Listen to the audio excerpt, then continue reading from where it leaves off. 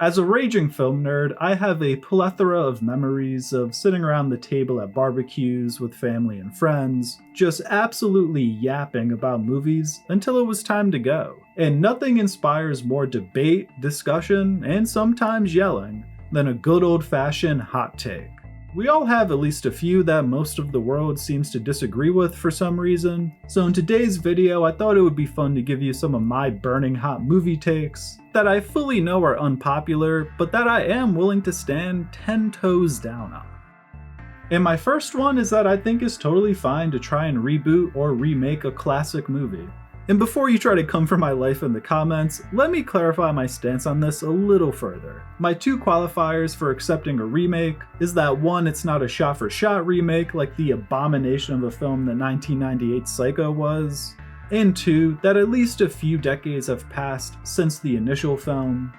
Now in general, the reason I'm okay with the idea of tackling an updated take on a classic film is because technology advances so rapidly with the passing of time. And also, we just naturally evolve as a civilization. So it is possible for movies to become outdated and perhaps unrelatable for modern society. Just take the original Dune film for example. I think it's fair to say we just didn't have the proper technology to be able to produce a Dune movie in 1984. There's some really rough looking CGI in that adaptation, and I know it's a bit of an extreme example and isn't really considered a classic, but to think there's only one way to tell a story is just not a notion that I will ever subscribe to. Like the 1967 film adaptation of The Jungle Book is a classic, but the 2016 version is just as good and a worthy reimagining in my opinion. In general, I'm just not someone who scoffs whenever they hear news of a classic movie getting remade.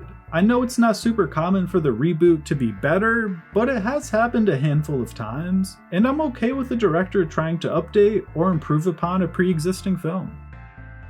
I think Godzilla Minus One is not only the greatest Godzilla film we have ever gotten, but it is the best film of the decade so far. And I know, you're gonna say that it's just a movie about a giant lizard causing destruction and wreaking havoc, but Godzilla is not the best aspect of this movie, as strange as that may sound. Our protagonist was a kamikaze pilot for Japan in World War II, and has a beautiful story throughout this film. Our lead is essentially surrounded by death for the entire runtime, whether that be from World War II or from the destruction caused by Godzilla, and he largely feels guilty for being alive. In his mind, his job was to die in the war, but through his own cowardice, he survived, while so many others didn't, including his entire family. And Godzilla Minus One is really his journey to finally making the choice to want to live again. And yes, the action in this film is great, and especially given the budget, Godzilla looks incredible. But the titular kaiju is really just a vehicle to drive this beautiful narrative forward. And for my money, this is easily the best told story I've seen on the big screen in a very long time. This next one is probably going to ruffle the feathers of the film scholars out there, but Blade Runner is an overrated movie. I know that it's pretty common for movie nerds to have this in their top 10 favorites, but I'm not one of them. I don't think Blade Runner is bad, and it is an impressive spectacle given the time it was made, but I've always felt like it was a bore of an experience. I understand that it is a philosophical exploration of what makes a person, and that Deckard, someone who used to hunt replicants without a second thought, is forced to question if replicants deserve to live, and if his line of work is utterly unjustified. But at the end of the day, he's just a boring protagonist, devoid of charisma. And I can't believe I'm saying this because he is played by a prime Harrison Ford. But it's the truth. His revelation doesn't hit home for me because I just don't care about him. So yeah, I don't know. Blade Runner is like a 7 out of 10 for me, but it is also a movie I am rarely ever in the mood to hit play on. This take is actually one I made an entire video on a little while ago, but I do believe that Michael Keaton is the best live-action Batman. Michael Keaton's portrayal of this iconic character is incredibly acted, is given some very poignant dialogue that helps establish the essence of what the dichotomy between Bruce Wayne and Batman is, and he is perfectly used as a foil to his larger-than-life villains, as his dynamic with the Joker in the first film and Catwoman in the second film are simply beautiful.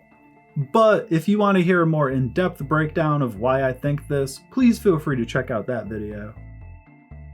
And my last hot take is that I firmly believe Rocky is the most consistent film franchise of all time. Now, I'm not going to claim that it is the best franchise outright, because I know there's a portion of movie-going audiences that a Rocky film just isn't going to appeal to, but for a 9-film saga to only have one bad movie is quite impressive, and even Rocky V is watchable. I won't sit here and try to tell you it is a good film by any means, but there's some fun to be had with it, and I can watch it from time to time at least. But the beauty of the rest of the saga is that the boxing and training is truly just an aesthetically pleasing visualization of our main character's emotional and mental struggles. It ironically serves as a very dramatized vehicle to tell extremely grounded and fundamental stories.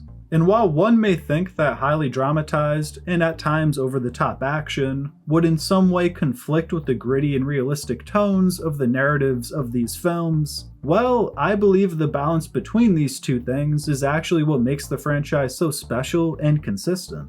There's action, romance, bloody fight scenes, cheesy but quotable dialogue, more abs than all your local gyms combined, but at the core of it all, you have relatable and emotionally engaging character arcs. And this balance of action and emotion is what nearly every Rocky and Creed film nails, and is why I believe it is the most consistent franchise that film has to offer.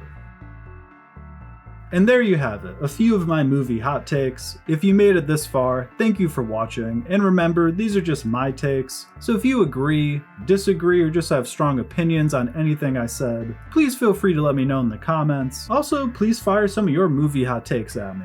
What film opinions do you have that turn up the heat on your family cookouts and friendly get-togethers? Until next time, peace.